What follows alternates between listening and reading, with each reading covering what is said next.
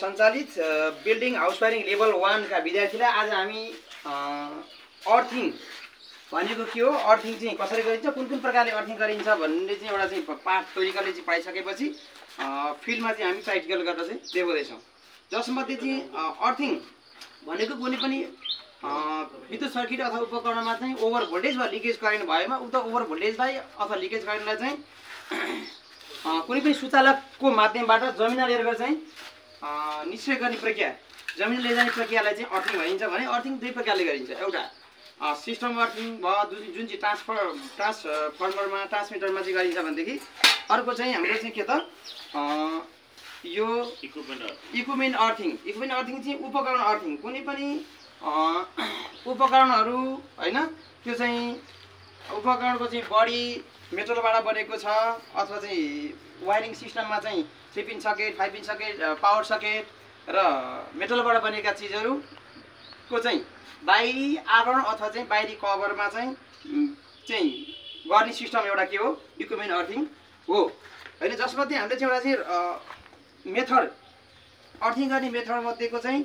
यो हाम्रो चाहिँ रड अर्थिङ र प्लेट अर्थिङ हो। प्लेट अर्थिङ अहिले हामीले गरिएको छैन। यसमा हो यसको चाहिँ साइज हाम्रो नर्मल घरमा चाहिँ 5 देखि 10 रेसिडेन्स चाहिँ हुनुपर्छ भने यसको साइज चाहिँ 60 बाई 60 सेन्टिमिटर र चाहिँ यसको चाहिँ थिकनेस 3.18 mm देखि 6 mm सम्मको चाहिँ यसको चाहिँ मोटाइ हुनुपर्छ 100 रेसिडेन्स निकाल्नको लागि चाहिँ हामीले घरको लागि।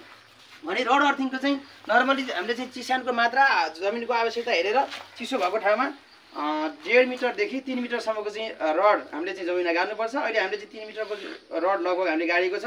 जसमा चाहिँ यो रड हामीले जमिनमा गाडेर यहाँ चाहिँ एउटा नट बोल्ट, जसमा चाहिँ यो चाहिँ कपरको छ भने कपरकै नट बोल्ट चाहिँ युज गर्नुपर्छ भनेदेखि आइरनको छ भने आइरनकै, किनकि यो चाहिँ इलेक्ट्रोड चाहिँ सही तरिकाले पास हुन पर्दछ भन्ने हिसाबले त्यो राखेको हुन्छ। अहिले हामीले चाहिँ नट बोल्ट पनि कपरकै राखेको छ।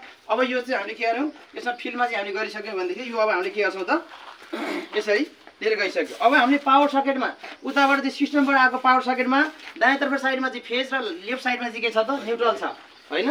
न्युट्रल पनि हामीले के गर्नुपर्छ, लाइट टेस्टले हुन्छ न्युट्रल पनि हामीले चेक गर्नुपर्दछ।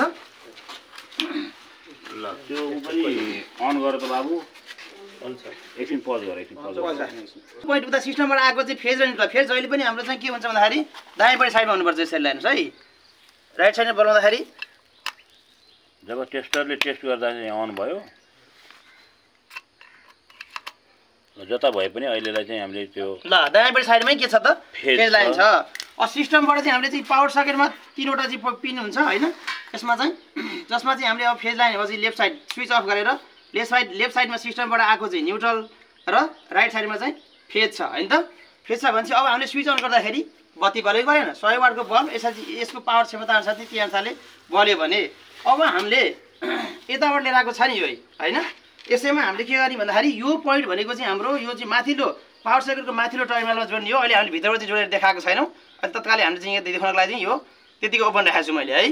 अब यही फेजलाई अब यहाँ हामीले स्विच अफ गर्ने र अब यो न्युट्रललाई झिक्दिने, सिस्टमबाट आएको न्युट्रल झिक्दिने र के गर्ने त अब हामीले यहाँ यसमा जोडिदिने, बुझ्नुभयो नि। यसमा जोडिदिन्छ हामीले, अब हेर्नुहोस् है, यसमा जोडिदिने। यसमा हामीले जोडिसकेपछि ए है त अब हामीलाई रह्यो के त यसबाट दायाँपट्टि साइडको चाहिँ के हो फेज लाइन बाँकी रहेको छ नि, छ कि छैन। फेज लाइन हामीले यहाँ जोडिदिनु ल हेर्नुहोस्, फेज लाइन भनेको यो अब के हो त यो चाहिँ अर्थिङ हो क्या नि, यहाँ यो अर्थिङ हो नि। ल हेर्नुहोस् भले कि भलेन, यो जमिनबाट लिएर आएको चाहिँ तारबाट पनि हामीले के गर्न सकिन्छ, न्युट्रल प्रोडक्ट उत्पादन गरेर यो हामीले बत्ती सेम त्यति नै क्षमताको बत्ती चाहिँ के गर्न सकिनेछ, हामीले बाल्न सकिनेछ। अब इक्विपमेन्टबाट उत्पन्न भएको फल्टी र लिकेज करेन्टहरूलाई चाहिँ जमिनमा प्रसारण गर्न, डिस्चार्ज गर्न र आवश्यक परेको समयमा चाहिँ न्युट्रललाई हाम्रो इक्विपमेन्टसम्म प्रयोग गर्नको लागि न्युट्रल त्यहाँबाट लिने सोर्सको रूपमा चाहिँ हामीले अर्थिङ रड अथवा अर्थिङ प्लेटलाई प्रयोग गर्न सकिन्छ। यो कुरो इक्विपमेन्ट अर्थिङमा चाहिँ अहिले तपाईँहरूलाई देखाइयो। तर सिस्टम अर्थिङमा के हुन्छ भने ट्रान्सफर्मरको तल गएर तपाईँले हेर्नुभयो भने ट्रान्सफर्मरको मुनि पनि एउटा रड गाडेको पाइन्छ अथवा तार गाडेको पाइन्छ, त्यहाँबाट चाहिँ न्युट्रल त्यो पोइन्टबाट लिएको हुन्छ। अहिले हामीले चाहिँ घर भवनहरूमा इक्विपमेन्टको लागि अर्थिङ कसरी गरिन्छ र यसको परीक्षण कसरी गरिन्छ, नाप्ने उपकरण नभएको अवस्थामा पनि फिजिकल्ली हेरेर पनि यो अर्थिङ कतिको राम्रो छ भन्ने कुरा परीक्षण गर्न सकिन्छ भन्ने देखाइरहेको छौँ। धन्यवाद।